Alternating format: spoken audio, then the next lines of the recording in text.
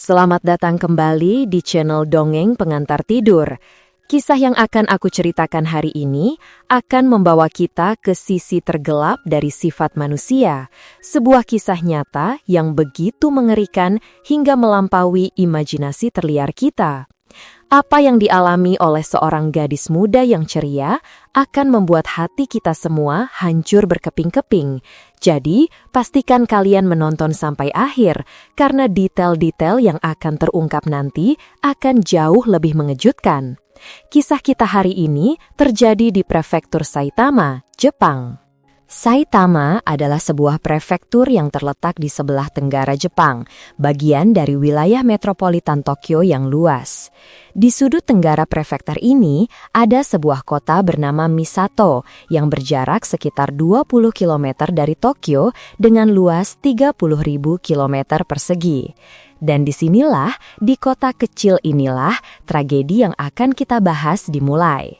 Tokoh utama dalam cerita ini adalah seorang gadis bernama Junko, lahir pada 18 Januari 1971.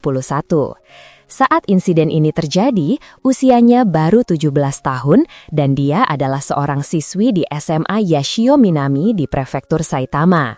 Junko dikenal sebagai gadis yang ceria dengan penampilan yang manis, membuatnya sangat disukai oleh teman-temannya di sekolah.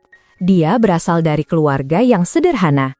Ayahnya bekerja sebagai manajer penjualan di sebuah pabrik makanan kaleng, sementara ibunya adalah seorang ibu rumah tangga. Junko juga memiliki seorang kakak laki-laki dan seorang adik laki-laki. Kondisi ekonomi keluarga mereka tidak terlalu mewah, hanya bergantung pada pendapatan sang ayah.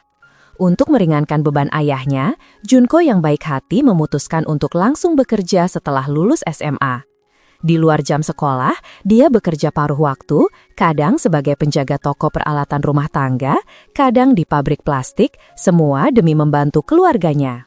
Menjelang kelulusannya, Junko berhasil melewati wawancara kerja di sebuah perusahaan. Setelah lulus nanti, dia bisa langsung mulai bekerja. Ini seharusnya menjadi awal dari sebuah perjalanan baru yang indah dalam hidupnya. Namun, tak ada seorang pun yang menyangka bahwa di suatu malam, sepulang kerja, takdirnya akan berpapasan dengan iblis dalam wujud manusia. Dan apa yang terjadi setelahnya adalah sebuah mimpi buruk yang akan membuat siapapun yang mendengarnya merasa pilu. Jadi, apa yang sebenarnya terjadi pada hari naas itu? Mari kita putar kembali waktu ke tanggal 25 November 1988. Tanggal 25 November 1988 adalah hari Jumat yang cerah. Seperti biasa, setelah sekolah, Junko pergi bekerja paruh waktu di pabrik plastik. Sekitar pukul 20.20, dia menyelesaikan pekerjaannya dan mulai mengayuh sepedanya pulang. Jalanan saat itu sepi, hanya diterangi beberapa lampu jalan dan hampir tidak ada pejalan kaki. Tiba-tiba, seorang pria tak dikenal yang mengendarai motor datang dari belakang dan menendangnya dengan keras, membuat Junko dan sepedanya jatuh tersungkur ke tanah. Sebelum dia sempat bereaksi, pria itu langsung tancap gas dan melarikan diri. Tepat saat Junko berusaha untuk bangkit, seorang pemuda menghampirinya, menawarkan bantuan. Pemuda itu berkata, "Orang tadi itu anggota gangster, dia sedang mengincarmu." Dia kemudian menambahkan, "Dia mungkin akan kembali untuk mencelakaimu. Ini sangat berbahaya, biar aku antar kamu pulang supaya aman." Junko yang masih pusing karena jatuh tidak begitu mengerti apa yang terjadi, tapi dia merasa bahwa pemuda di hadapannya ini adalah orang baik. Jadi sambil menuntun sepedanya, dia berjalan tertatih-tatih di belakang pemuda itu. Setelah berjalan beberapa saat, pemuda itu berhenti di lokasi yang sepi dan terpencil. Di sanalah topengnya terbuka. Dia memberitahu Junko bahwa dia juga anggota geng lokal dan pria yang menendangnya tadi adalah komplotannya. Namanya Hiroshi Miyano, 18 tahun, seorang putus sekolah. Dia kemudian menyerangnya dan mengancamnya. "Kalau kamu mau bermalam denganku, aku akan melepaskanmu. Kalau tidak, nyawamu taruhannya." Akhirnya, karena begitu ketakutan, Junko menyetujui permintaannya. Pukul 21.50, Hiroshi membawanya ke sebuah hotel di dekat sana dan melakukan perbuatan keji padanya. Namun, setelah itu, Hiroshi tidak menepati janjinya untuk membebaskan Junko. Sebaliknya, sebuah ide yang jauh lebih jahat muncul di benaknya. Dia menelepon 3 rekannya yang lain untuk berkumpul di sebuah taman. Ketiga orang itu adalah Jojo, Shinji Minato, dan Yasushi Watanabe. Ya, Watanabe adalah orang yang menendang sepeda Junko. Sekitar jam 3 pagi, ketiga pemuda itu sudah menunggu di taman dengan sebuah mobil. Tak lama kemudian, Hiroshi datang membawa Junko yang malang. Keempatnya menggeledah tas sekolah Junko dan menemukan buku hariannya, yang di dalamnya tertera alamat rumahnya. Mereka mengancam akan mendatangi rumahnya dan menghabisi seluruh keluarganya jika dia berani melarikan diri. Junko sangat ketakutan. Dia percaya mereka benar-benar akan melakukannya. Jadi, dia hanya bisa pasrah menuruti perintah mereka. Setelah berdiskusi, kelompok itu memutuskan untuk membawa Junko ke rumah Shinji di Adachi, Tokyo. Rumah Shinji adalah bangunan 2 lantai, tempat dia sering membawa teman-temannya untuk berkumpul. Junko dipaksa menelpon orang tuanya, dan di bawah ancaman, suaranya terdengar normal. Orang tuanya sama sekali tidak curiga. Mereka mengira putri mereka sedang menginap di rumah teman, sehingga mereka tidak melapor ke polisi.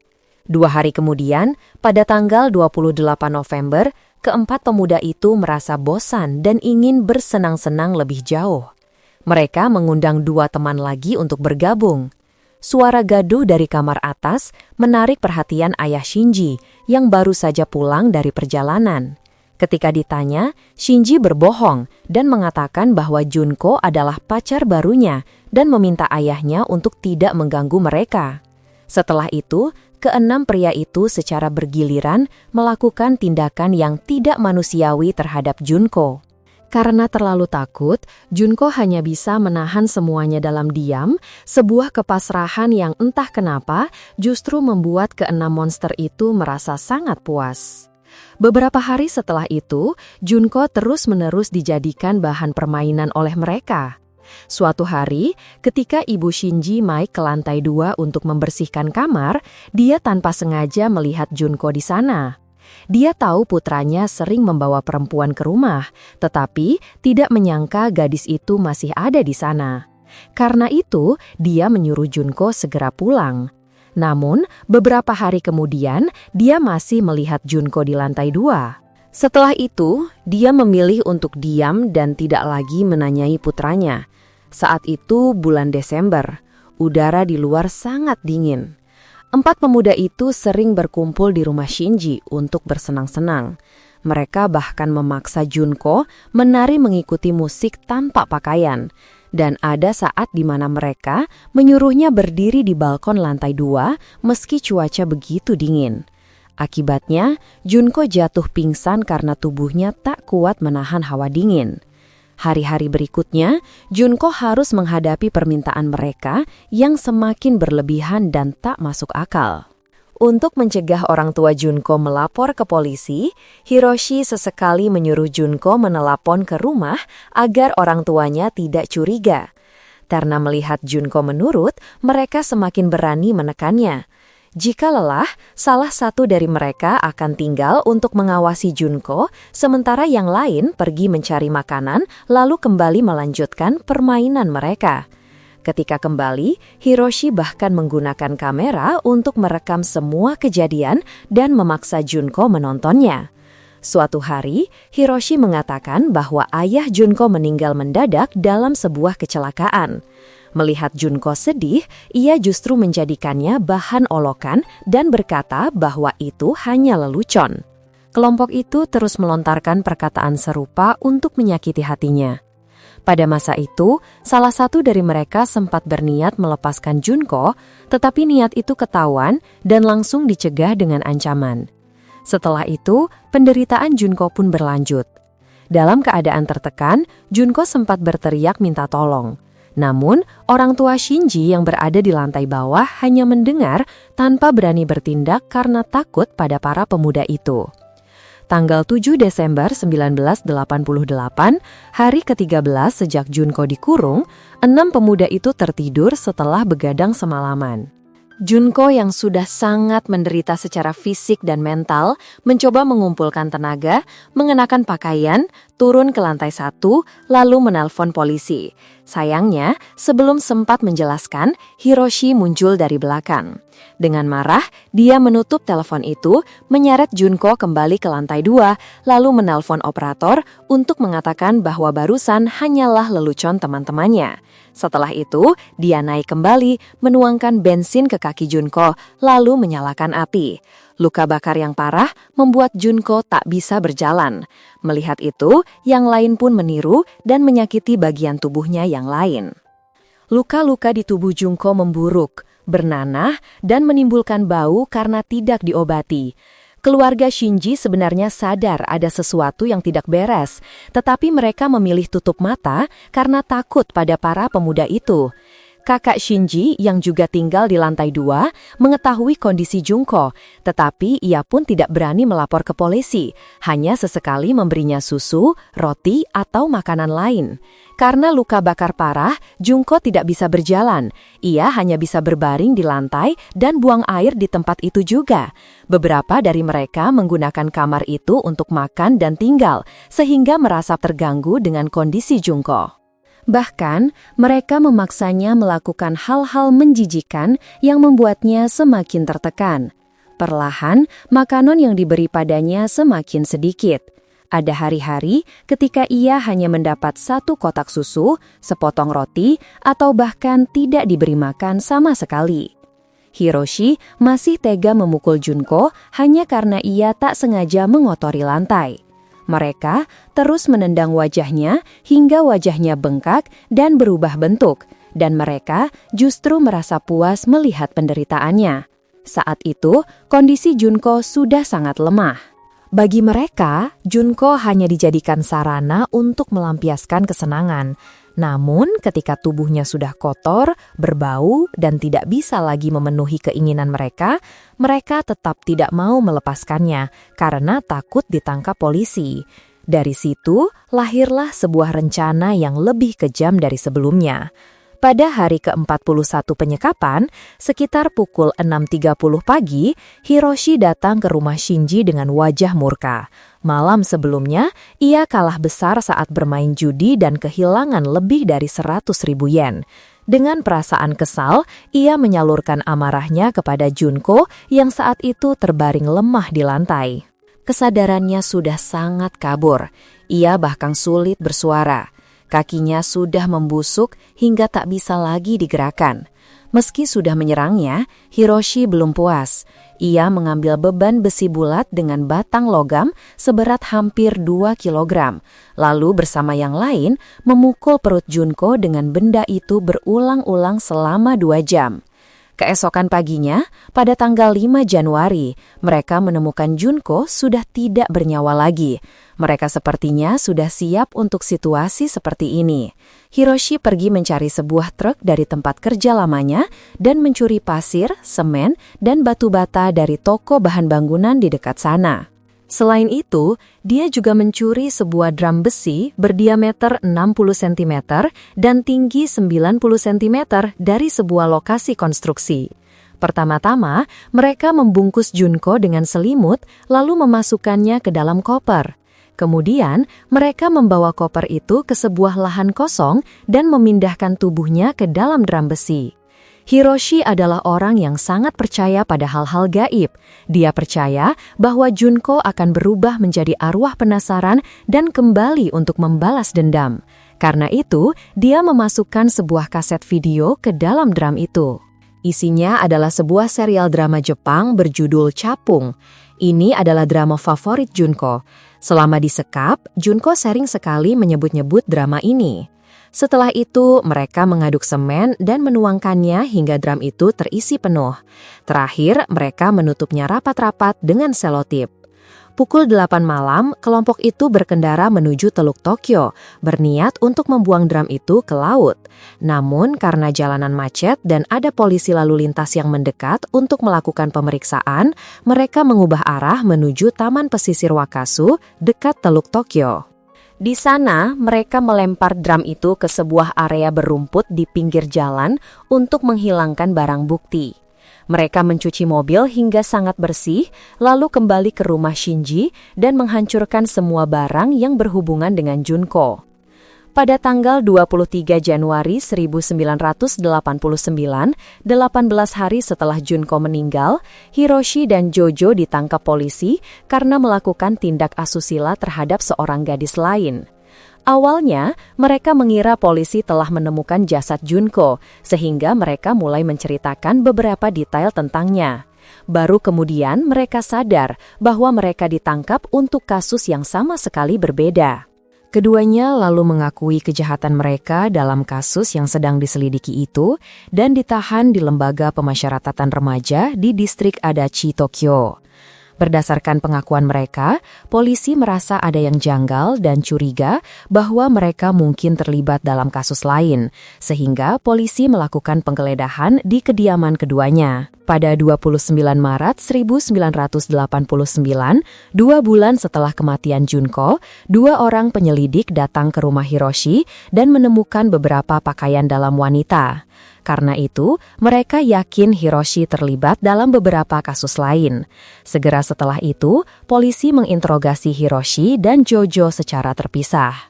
Selama interogasi, Hiroshi mengira Jojo telah menceritakan segalanya tentang kematian Junko, jadi dia langsung mengaku dan menceritakan keseluruhan ceritanya.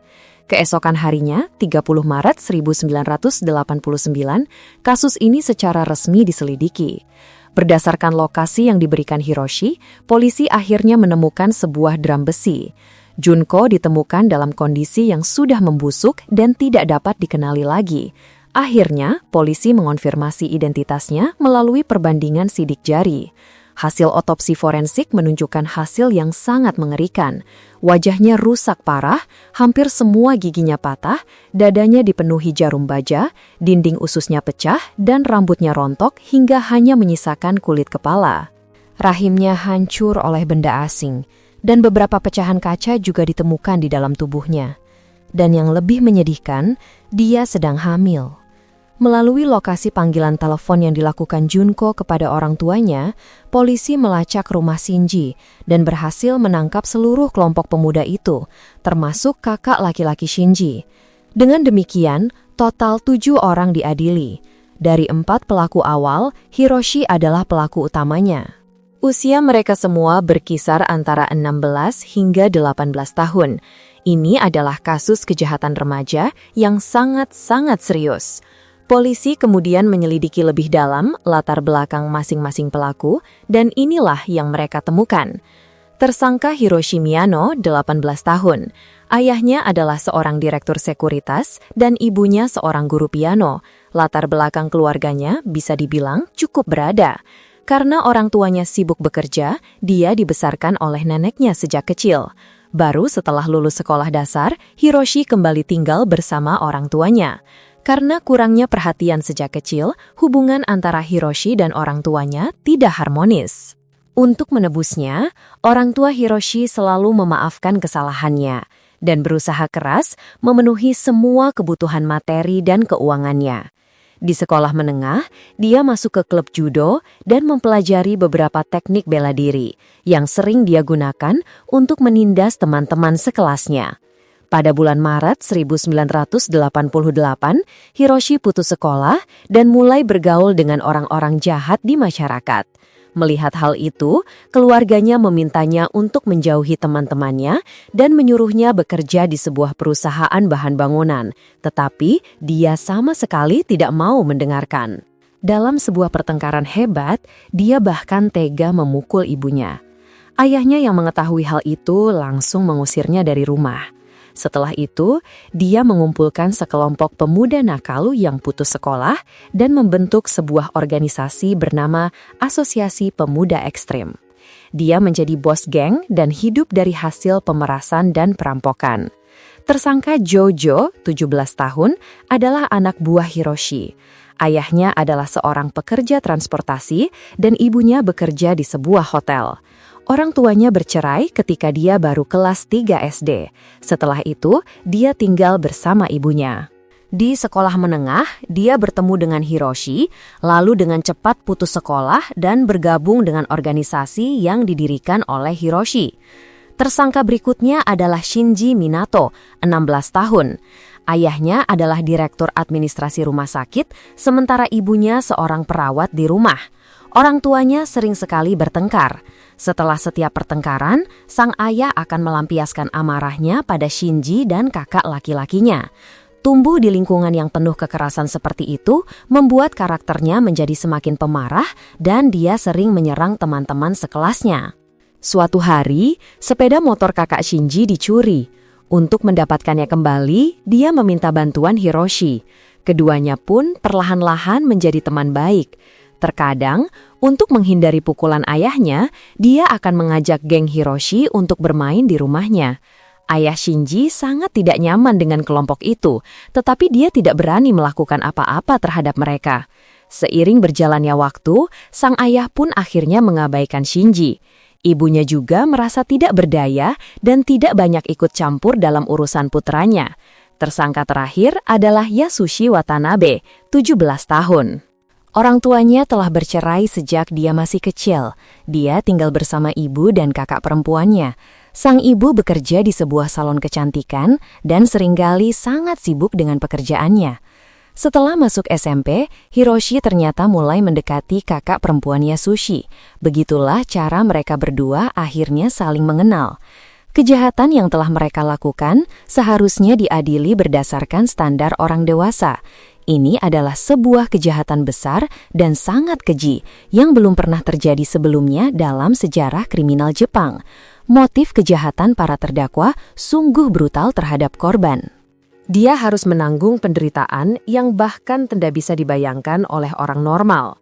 Di pengadilan, keempat terdakwa memang mengakui perbuatan mereka, tetapi kemudian pengacara pembela berargumen bahwa keempat terdakwa masih di bawah umur dan mereka tidak memiliki niat untuk mengakhiri hidup Junko. Mereka hanya terus-menerus melakukan tindakan penyerangan terhadapnya, bukan dengan sengaja mencoba untuk membunuhnya. Pada tanggal 21 Mei 1990, setelah 10 bulan persidangan yang panjang, kasus ini akhirnya mencapai puncaknya. Hiroshi dijatuhi hukuman 17 tahun penjara. Jojo dijatuhi hukuman 5 hingga 10 tahun penjara. Shinji dijatuhi hukuman 4 hingga 6 tahun penjara. Dan Yasushi dijatuhi hukuman 3 hingga 4 tahun penjara. 3 dari 7 orang lainnya yang menjadi kaki tangan juga ditahan di pusat rehabilitasi anak. Pihak jaksa kemudian menolak untuk menerima putusan tersebut dan menganggap hukuman itu terlalu ringan. Mereka pun mengajukan banding ke Pengadilan Tinggi Tokyo.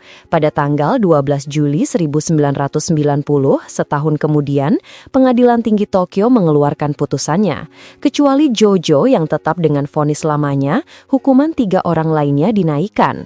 Hiroshi dijatuhi hukuman 20 tahun penjara, Shinji 5 hingga 9 tahun, dan Yasushi 5 hingga 7 tahun penjara. Namun, pihak jaksa masih tetap tidak puas dengan putusan tersebut. Pengadilan Tinggi Tokyo memberikan penjelasan bahwa menurut hukum Jepang pada saat itu, para pelaku dalam kasus ini semuanya masih di bawah umur, sehingga mereka berhak mendapatkan hukuman yang lebih ringan.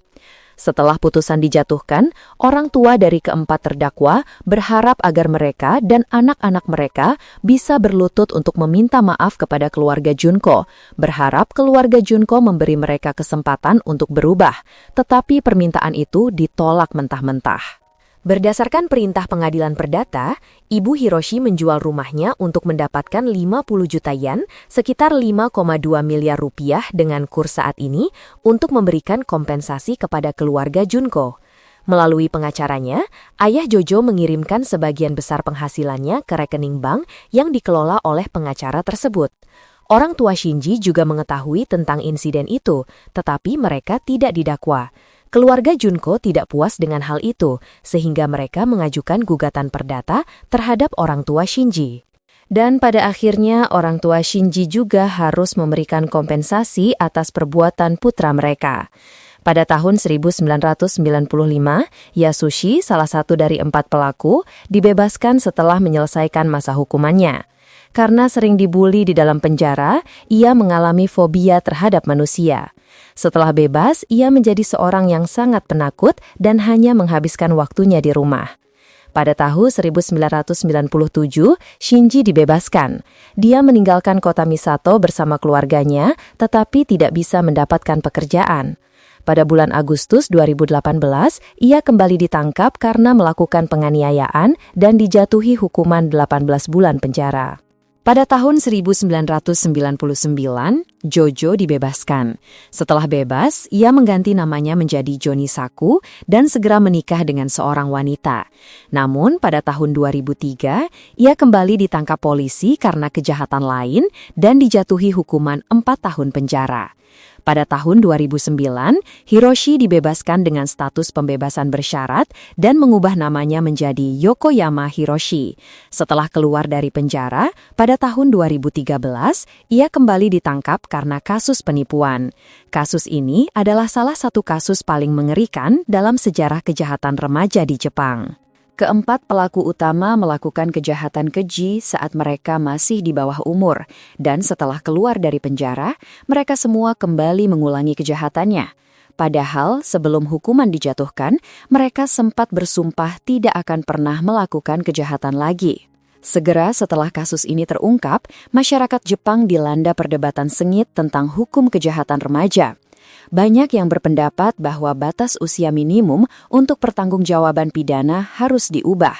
Melalui kasus ini, dapat dilihat bahwa kejahatan yang dilakukan oleh anak di bawah umur memiliki hubungan yang sangat erat dengan pendidikan di dalam keluarga. Jika saja perilaku mereka dapat dicegah tepat waktu, mungkin tragedi seperti ini tidak akan pernah terjadi.